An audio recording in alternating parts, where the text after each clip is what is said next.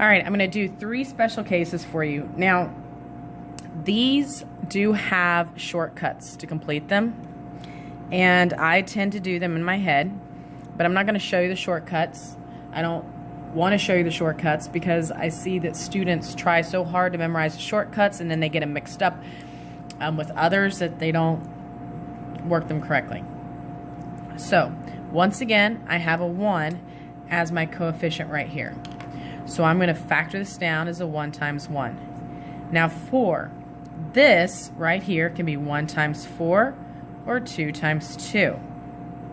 Multiplying to a positive, adding to a negative. I know they both have to be negative since that's a positive. All right, so let's try negative 1 times negative 4. 1 times negative 4 plus negative 1 times 1. Negative 4 minus 1 is negative 5. Not what I needed, so I know that's not right. There's no point in switching these because this is still just 1 and 1. So I'm going to bring this down and switch to the negative 2 times negative 2. 1 times negative 2 plus negative 2 times 1 is negative 2 minus 2, which is negative 4. That's what I needed. Now when I factor it, again, these are my first terms, so I know they're coming here and here, 1x and a 1x. I know this last term just drops straight down, and that one splits off. Drop, split. Now you notice that these are the exact same binomial, okay? To get the simplified form, when you have identical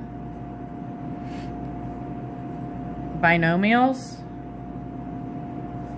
write as a single binomial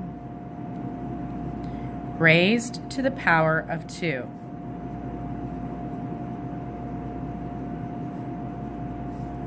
X minus 2 squared. That's my answer. And you'll recall from our practice that earlier practice that if we take this and we distribute that, x to the x minus 2 and the negative 2 to the x minus 2, x squared minus 2x plus 4.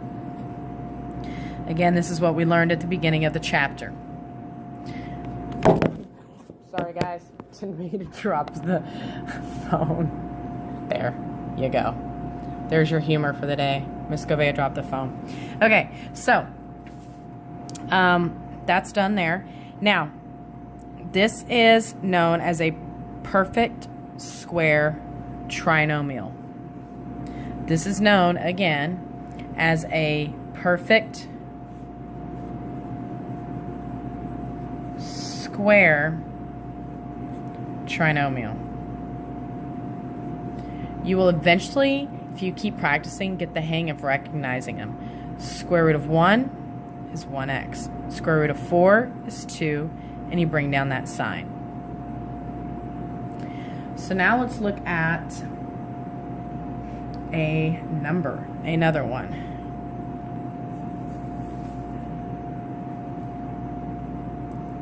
So if we have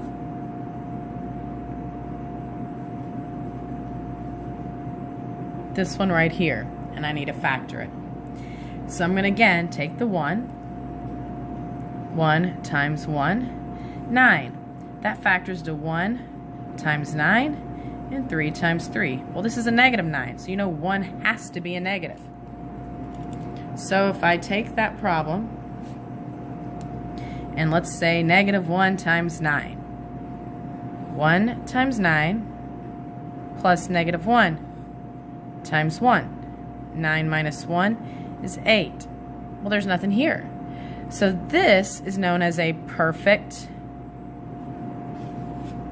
square binomial. If you recall back in the beginning of the chapter, we were multiplying these and creating them when we had our x term, the variable raised to the single power, zeroing out. So that means our numbers have to be the same. both for this and this. Now again, square root of 1 is 1, square root of 9 is 3. So it's a 1 times 1, negative 3 times 3. 1 times 3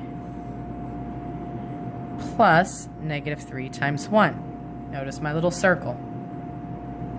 So this is a 3 minus 3, which equals 0. That's what I need. So my first terms, 1x, 1x. My last term drops, and this one splits. And they're actually just kind of in the order anyway. So it's just first terms and then last terms, just straight up in the order. 1, 1, 1, 1, negative 3, and 3. That's a positive 3. Now again, I'm going to drop that 1 just to simplify it, and that would be my final answer. Now I'm going to come over here and I'm going to check my work. And you're going to see again from when we did our distribution at the beginning of this chapter how this ends up being just a binomial.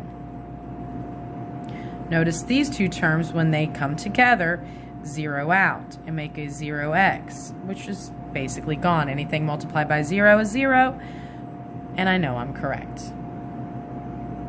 Now be very careful. You can do these very quickly, but x squared plus 9 is not x plus 3, x minus 3. This is non-factorable. It is in its lowest form, right? You cannot factor that at all. It is now in its lowest form. Be very careful. It's again the reason why I like to stick to this little method here of factoring.